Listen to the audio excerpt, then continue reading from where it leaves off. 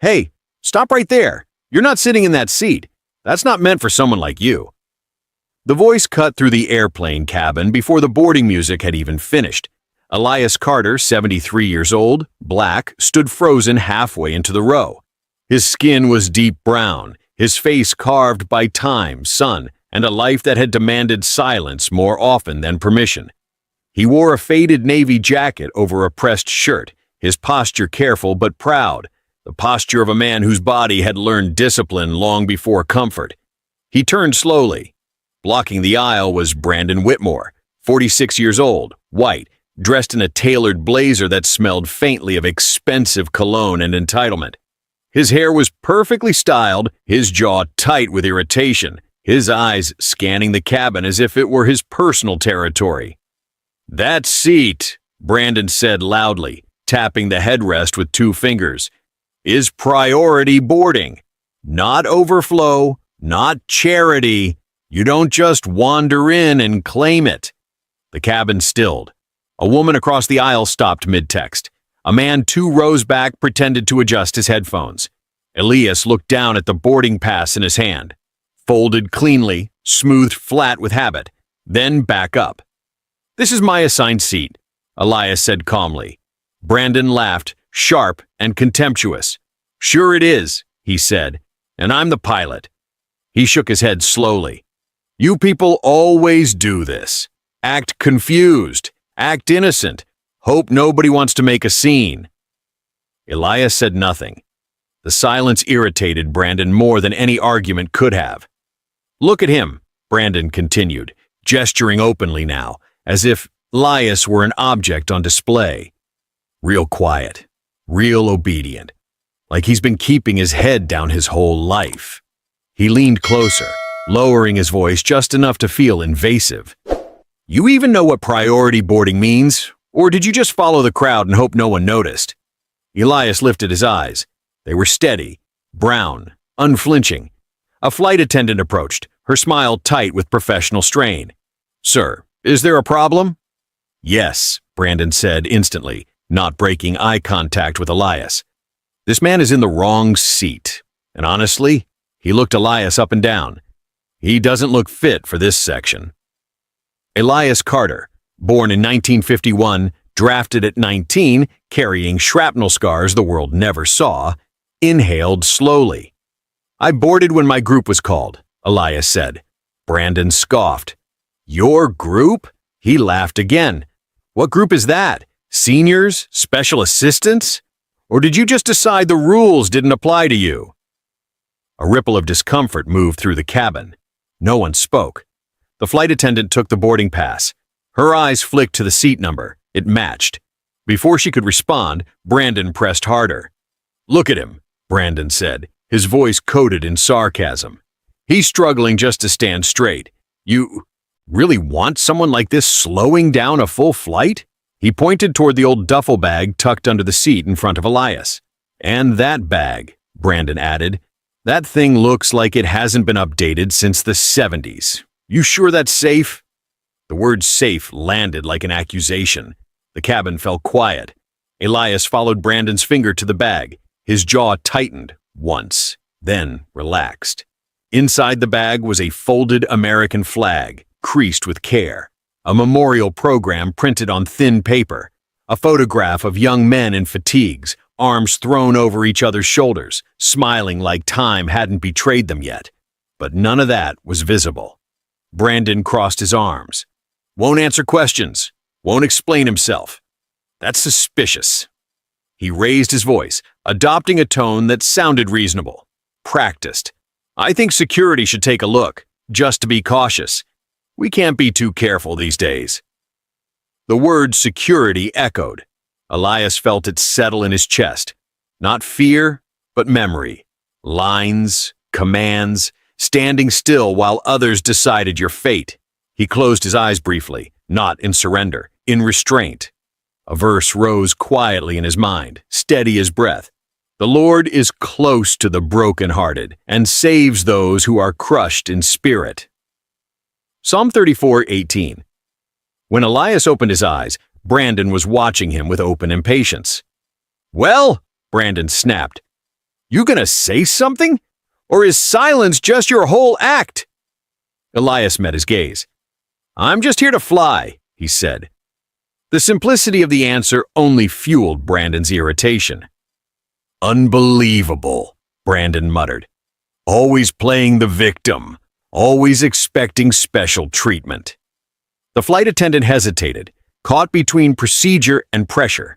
Outside the window, the runway stretched long and quiet, and beyond the cockpit door, a truth older than prejudice was already moving closer. If you have ever been judged before being known, if you've ever been humiliated by someone louder, richer, or crueler, then what happens next with 73-year-old Elias Carter will stay with you. Don't forget to like, subscribe, and stay with Dignity Voices, where quiet strength always outlasts loud prejudice.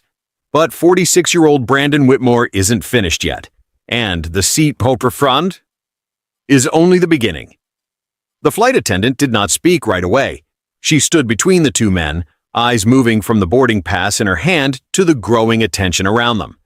The cabin had gone quiet in the way crowds do when they sense something turning. Not dramatic yet, but headed there. She was Melissa Grant, 34 years old, white, with 10 years of commercial flight experience etched into her posture. Trained to de-escalate, trained to smile, trained above all to keep things moving. Conflict was not unfamiliar to her, but the kind that carried an audience always felt heavier. The seat number matches, Melissa said carefully. Brandon Whitmore exhaled through his nose, slow and sharp. You've got to be kidding me. He laughed, not amused, not friendly, the laugh of a man offended by resistance. So that's it, Brandon said, looking around. We're just pretending this makes sense now? A few passengers shifted in their seats. Someone cleared their throat. No one intervened. Elias Carter remained seated. His hands rested on his thighs, fingers relaxed, shoulders still. He did not look at Brandon. He did not look at Melissa. He looked straight ahead, as if the space in front of him required attention. Brandon noticed. That right there, he said, pointing. That's silence. That's not calm. That's avoidance. Melissa stiffened slightly. Sir, please. I'm not trying to be difficult, Brandon cut in, lowering his voice just enough to sound reasonable. I'm just thinking about safety and efficiency. He gestured vaguely toward Elias. This man took several minutes just to get down the aisle. If something happens mid-flight, you really want someone like that slowing things down? The word like landed with weight. Elias lifted his eyes. I'm fine, he said quietly. Brandon scoffed. That's what everyone says. A murmur rolled through the nearby rows. I've got a connection, Brandon continued. A tight one. And frankly, I don't think it's fair that the rest of us should be inconvenienced because someone refuses to be realistic about their condition. Melissa glanced toward the front of the plane. Boarding had stalled behind Brandon. The line was backing up. Pressure mounted. She pressed her earpiece lightly. Let me call my supervisor. Brandon nodded once. Good idea. As Melissa stepped away, Brandon leaned closer, voice low but sharp. You know, he said, this could have ended already if you just admitted you made a mistake. Elias met his gaze briefly. I didn't, he said. Brandon's jaw tightened. See? That stubborn pride. Always got something to prove. Elias said nothing. From across the aisle, a woman whispered to her husband. Is he okay? The husband shrugged. I don't know. He does look old. Elias heard it. He had been old before wrinkles ever arrived. Old when boys younger than Brandon had died calling for their mothers. Old when silence became survival. Melissa returned with her supervisor. She was Janice Holloway, 58 years old, white, a senior cabin supervisor with 25 years in aviation. Her movements were efficient, her expression practiced, calm on the surface, tired underneath. She had seen enough disputes to recognize when one side carried more power than truth. What seems to be the issue? Janice asked. Brandon answered immediately. This passenger's in a seat he shouldn't be in, Brandon said. He's moving slowly, carrying. questionable luggage and refusing to acknowledge that he might not be fit to fly. Janice turned to Elias. "Sir, would you mind standing up for a moment?" Elias's fingers tightened once against his knees. He stood, slowly, deliberately, not because he was guilty, but because he had learned long ago when resistance only made things worse. The aisle felt narrower now. Brandon watched closely, eyes scanning Elias's posture, his breathing, the measured way he straightened. "There," Brandon said softly. "You see how long that took?" Janice studied Elias in silence. "And the bag?" she asked. Brandon gestured eagerly. "Exactly. That thing looks outdated. I just think it should be checked again, for everyone's peace of mind." The word peace felt hollow. Janice hesitated. She looked at Elias, at his calm face, his steady eyes, then at the watching passengers, then at the ticking clock of delayed boarding. "Sir," she said finally, "we're going to need to take a look at your bag." Elias closed his eyes for half a second, not in anger, in acceptance. "Of course," he said. Brandon smiled, not wide, not openly. The smile of a man who believed the system had just chosen him. The zipper on the duffel bag sounded louder than it should have. Every inch of the cabin seemed to lean toward it. Elias stood in the aisle while Janice knelt, her hands careful, methodical. Melissa hovered nearby, eyes darting between the open bag and the passengers who had begun to openly stare. Phones appeared now, not raised boldly, but angled just enough to capture something without responsibility. Brandon stood back, arms crossed, lips pressed into a satisfied line. "Take your time," he said. "Better thorough than sorry." Janice unzipped the bag fully. Inside lay a folded American flag. The fabric was crisp despite its age, the edges pressed with care. Beneath it rested a thin memorial program, its corners bent from being held too often. A photograph slid halfway into view, young men in fatigues, arms slung around each other, smiling with a confidence that hadn't yet been broken by history. The cabin went quiet, not the awkward quiet from before, a different one. Janice paused, fingers hovering. Melissa's breath caught. Brandon leaned forward, squinting. "That's it?" Elias didn't speak. Janice lifted the photograph gently, as if it might tear. "Sir," she said, her voice lower now, "what is this?" Elias looked down at the picture. "My platoon," he said. "A beat. They're all gone." The words landed softly and still hit hard. Someone in the back exhaled. A woman near the window pressed her lips together. Another man shifted uncomfortably, eyes fixed on the floor.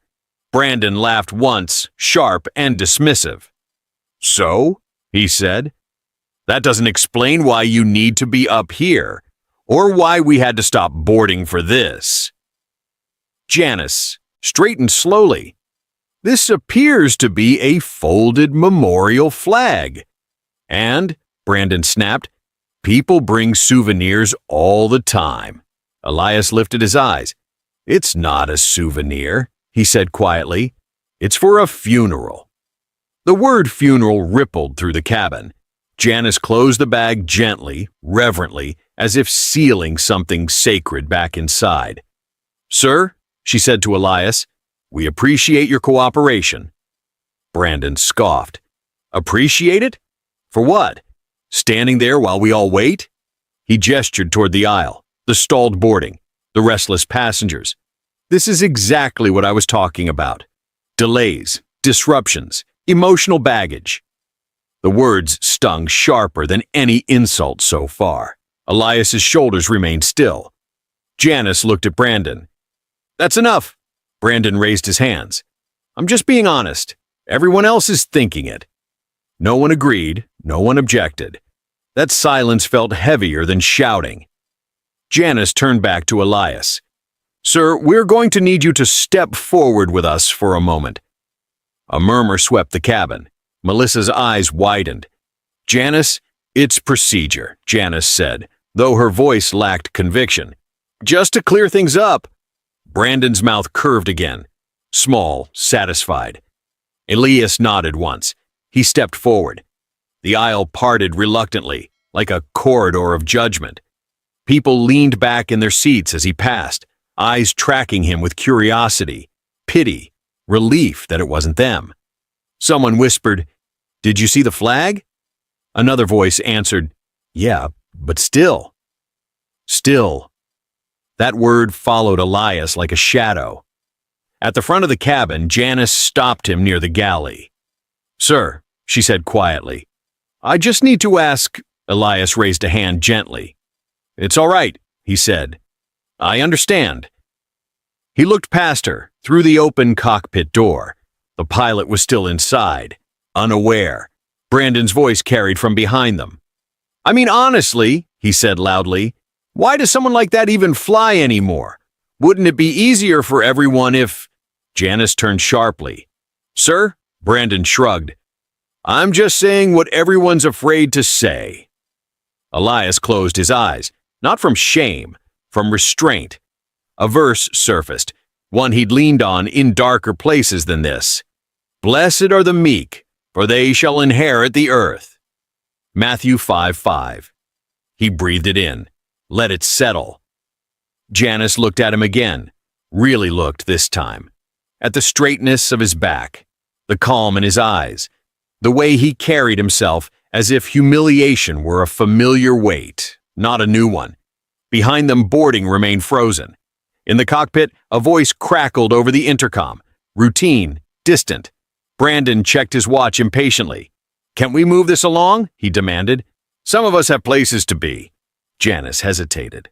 For the first time, the balance wavered. She turned toward the cockpit door. "I need to speak with the pilot," she said.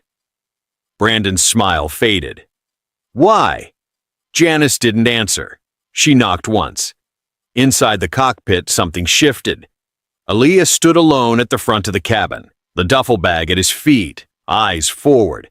The humiliation had reached its peak, and no one yet knew that the moment of judgment was about to reverse.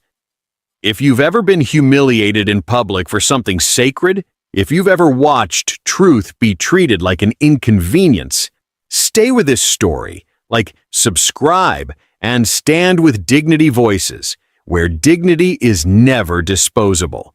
Because the next sound won't be an accusation, it will be a knock on the cockpit door. The cockpit door remained closed. Janice stood in front of it, her hand hovering inches from the frame, suddenly unsure whether to knock again or wait. The low mechanical hum of the aircraft filled the space. Ventilation, systems warming, the subtle vibration of an airplane that wanted to move but couldn't. Behind her, the cabin was locked in an uneasy stillness. Elias stood near the galley, his duffel bag resting upright at his feet. He did not lean against the wall. He did not shift his weight. He stood straight, shoulders squared, hands relaxed at his sides, the posture of a man who had learned long ago how to remain composed while being observed. Brandon cleared his throat loudly. "Well?"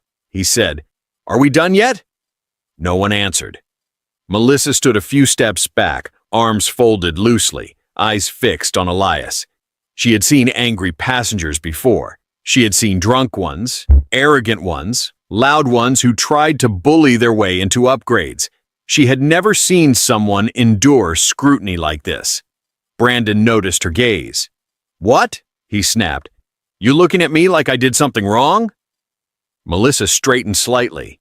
"No, sir," Brandon scoffed. "That's what I thought." Janice turned away from the cockpit door and faced the aisle. Her eyes moved across the first few rows, registering the watching faces. People leaning subtly forward, pretending not to stare while doing exactly that. Phones were visible now, not raised, ready. Janice felt the pressure building, not just from Brandon, but from the room itself. Delays created complaints. Complaints created reports. Reports created questions she did not want to answer later. She looked at Elias again. He met her gaze calmly. Not pleading, not defensive. Present. That unsettled her more than resistance would have. "Sir," Janice said carefully, "I need to ask you a few more questions." Elias nodded once. "All right." Brandon threw his hands up. You're kidding me. Janice ignored him. Are you traveling alone? Yes. Do you require any assistance during the flight? No. Medical concerns we should be aware of? Elias shook his head. None. Janice hesitated. Then why did boarding take longer for you than most passengers? Brandon leaned in. Yeah, that's a good question. Elias did not answer immediately. He considered it, not because he needed to justify himself, but because truth deserved care. I walk carefully, he said. I always have. Brandon laughed, sharp and cruel. Translation, he's slow. Janice shot Brandon a look. Sir. Brandon smirked but stepped back half a pace. Janice turned back to Elias. And your bag? Elias glanced down at it. It's personal, he said. Janice nodded. We did check it. There was nothing prohibited. Brandon crossed his arms. That doesn't mean it doesn't make people uncomfortable. The word people hung in the air. Janice inhaled slowly. She had used that word herself before. It was vague enough to feel justified, broad enough to avoid responsibility. She didn't like how it sounded now. Elias said nothing. He didn't need to. The cabin waited. From somewhere behind them, a man whispered, This is getting ridiculous. Another voice replied, Yeah, but something feels off. Brandon heard it. You see, he said loudly. Everyone's tired of this. No one confirmed that. No one denied it either. Janice turned back toward the cockpit door, hesitating again. She pressed her palm flat against it, not knocking, just grounding herself. Inside, muffled voices moved. A chair scraped, a checklist clicked. Janice lowered her voice. Captain? A pause. Yes? Came the response, calm, unhurried. Janice leaned in, speaking quietly. The cabin could not hear the words, only the tone. Brandon shifted his weight, irritation creeping into his posture. What is taking so long? He muttered. Elias closed his eyes, not to retreat, to steady. The room around him faded, replaced by the quiet discipline he had practiced all his life. Stand, breathe, wait. A verse rose in his mind, not forced, not desperate, simply present. Be still and know that I am God. Psalm 46:10. He exhaled slowly. When he opened his eyes again, Melissa was watching him, not with suspicion, with curiosity. She caught herself and looked away, unsettled by the shift inside her chest. Janice stepped back from the cockpit door. I've asked the captain to step out, she said. Brandon stiffened. Why? Janice did not answer him. That's not necessary, Brandon insisted. This is a minor issue. We're blowing it out of proportion. Janice met his gaze. Sir, please return to your seat. Brandon stared at her, stunned. Excuse me?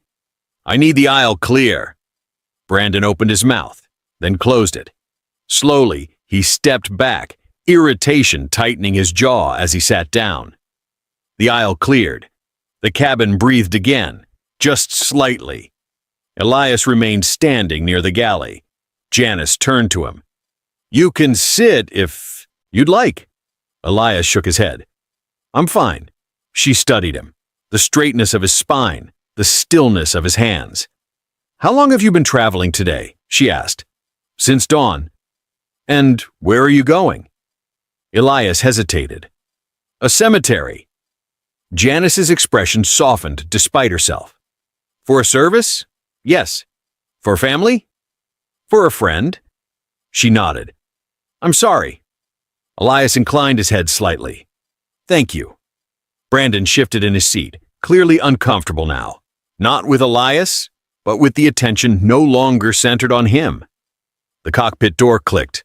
The sound cut through the cabin like a held breath released. Janice straightened.